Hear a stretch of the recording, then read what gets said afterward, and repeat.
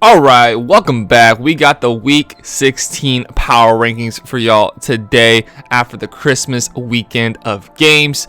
My Miami Dolphins, unfortunately, have dropped out from the power rankings after a fourth consecutive loss, and I'm just in absolute shambles still from that game.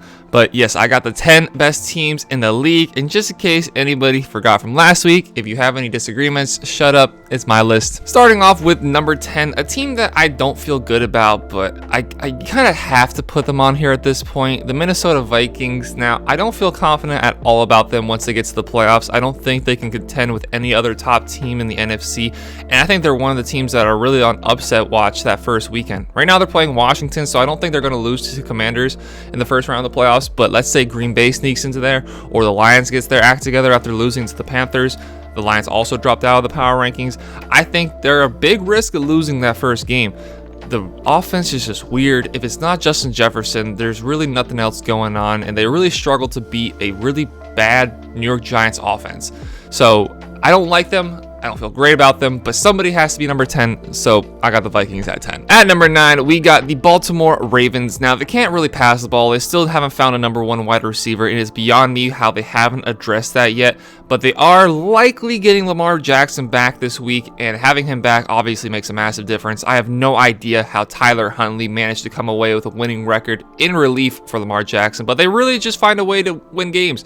They have one of the better rushing attacks in the league, and they have the number 3 defense on the other side. Their defense is great against everything except for the pass. They're, I think, 24th against the pass. So passing both sides of the ball, not really a strong suit for the Ravens, but they're still a very good team. They just find ways to win. And getting Lamar Jackson back, they've already clinched a playoff spot. They might go on and win the division. Who knows? We'll see what happens as the season plays out. I do like the Ravens. They play different than anybody else in the NFL, and they find a way to win games. Number 8 is a team that I'm surprised they're here, but they're playing very well, and that's the Jacksonville Jaguars. They did not look flashy or anything against the New York Jets. It wasn't sexy, it wasn't pretty, but they just went out there and it was a very professional win. They knew the other team was not going to be able to stand up. Zach Wilson played horrible, 9 of 18, 92 yards, interception. They played him very well. The secondary is getting better as the year is going on. The defense as a whole is getting better. Even without their first overall pick, Trayvon Walker, they're getting better as the season's gone on. And Trevor Lawrence has looked like a pro. He's looked like the quarterback that they drafted first overall. This is a team that, if they get hot, that offense is good enough to stand with anybody else in the league. Christian Kirk, Zay Jones, Marvin Jones, Travis Etienne. They handed the ball, I feel like every other snap on Thursday Night Football, and they didn't do anything crazy. They didn't go for it. They just said, "You're not good enough to beat us." They took their field goals. The only points they allowed was on a Trevor Lawrence fumble, and that is something that's concerning. He put the ball on the ground twice on Thursday, and we've seen that now a few weeks in a row now. Fumbles with Trevor Lawrence. I think he has 8 on the season. That's something that's a little bit concerning. But the Jacksonville Jaguars, every top to bottom, coaching, quarterback, offense, defense, they're impressing. And this is a team that deserves to be in the playoffs and are really close now to clinching a playoff spot. Number 7, I wanted to move this team up higher, but if you look at the teams in front of them, there's just no room for them to go. That's the Los Angeles Chargers. They beat the Colts yesterday, 20-3. Got off to a rocky start. Justin Herbert throws that interception on the first or second drive there. There just is something missing. They should have beaten them more than 20-3. Now, that game was horrendous. And not just was it horrendous, I started Deion Jackson in my flex for the semifinal of fantasy football, and he got me 3.9 points, and I needed him to get me 14. Meanwhile, James Cook on my bench got me 17. Yeah, anyways. Yeah, I was so mad I turned that game off.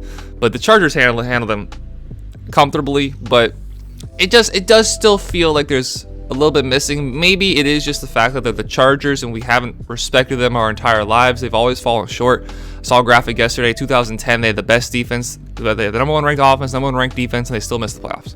That's outrageous. So they're the Chargers. But they just clinched a playoff spot. They have Justin Herbert. They have talent on that offense. We'll see what happens. We'll see what happens when they get to the playoffs because it's a very good team. I guess I just can't get out of the mindset of that they're the Chargers. Number 6, another team that I would have liked to move up higher, but just there is no room for them, is the Dallas Cowboys. They beat the Eagles 40-34. Now, one of the reasons why I didn't bumped them up more is the fact that the Eagles had their backup quarterback Gardner Minshew in, and then you have the Cowboys fans celebrating this. Meanwhile, they were critiquing the Eagles fans when Cooper Rush was in and they beat the Eagles, or the Eagles beat them. Gardner Minshew is a very good backup quarterback, but that's what he is. He balled out. He balled out very well against a really good Dallas Cowboys defense. So that does impress me for the Eagles, and you'll see that later on in the list. The Cowboys, though, again, there's so much to like about this team, and I'm really surprised that they're here at this part of the season. I projected them to miss the playoffs. I thought Mike McCarthy would have been fired mid-season. I predicted Mike McCarthy to be the first coach fired this season, and now he's a candidate for Coach of the Year. He's really turned a new leaf. He's got the play calling issues mostly under wrap. The offense is, even without Amari Cooper, not really missing a beat. And then on the defense, one of the best defenses in the league. There's so much to like about this team. They did just narrowly beat a backup quarterback, so they're not quite cracking the top 5. So I got the Dallas Cowboys at number 6. At number 6, we have the Buffalo Bills. They won exactly how Buffalo likes to win games. They won last week against Miami on a last-second score, literally the last play of the game.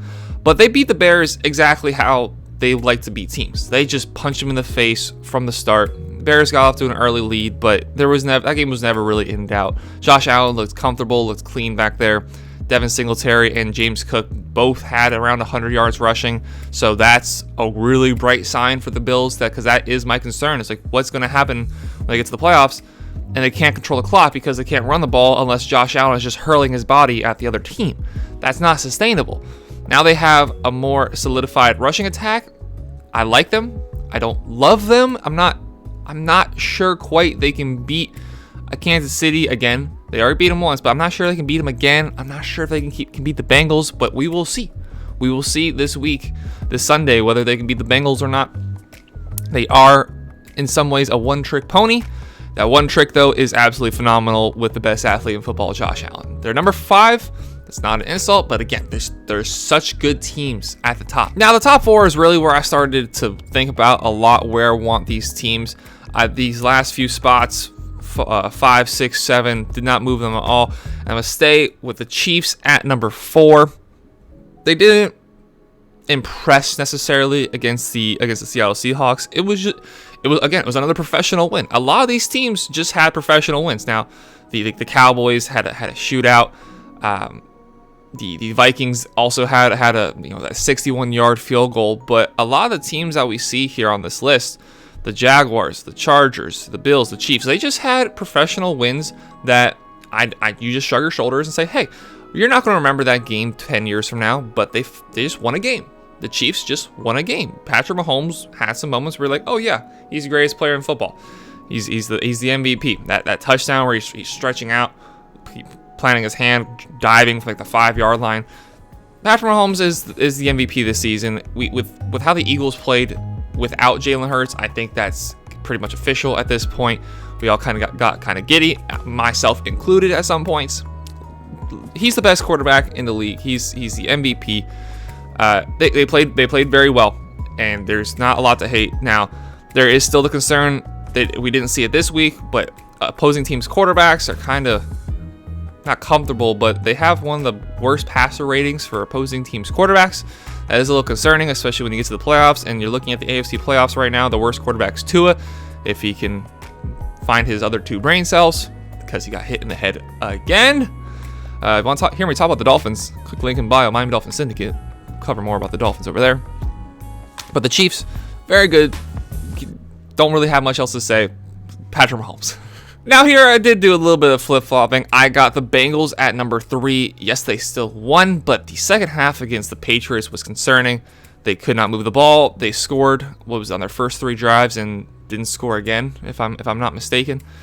It was weird. It was really weird because they were dominating. Joe Burrow was on fire.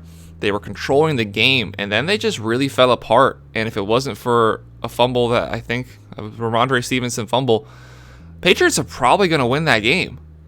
And then you're really wondering, are they going to win their division? Are they going to end up as a wild card?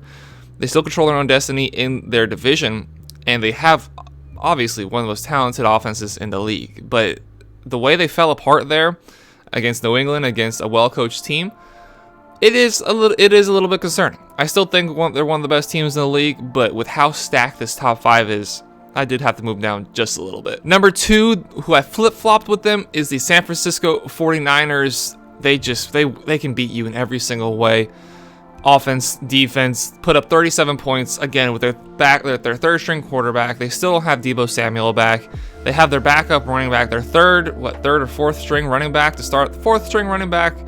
Well, if you include Christian McCaffrey, fourth string running back at the start of the season, scoring a 70-something yard touchdown. It's unreal how many ways they can beat you, and it doesn't look like they're slowing down. They have not missed a beat. If anything, they've looked better with Brock Purdy than Jimmy Garoppolo, and with them at 2, that does mean I have the Eagles staying at 1. Yes, I understand. They lost. They were out their quarterback, and they went into Dallas, one of the best defenses in the league, and put up 34, and nearly won it.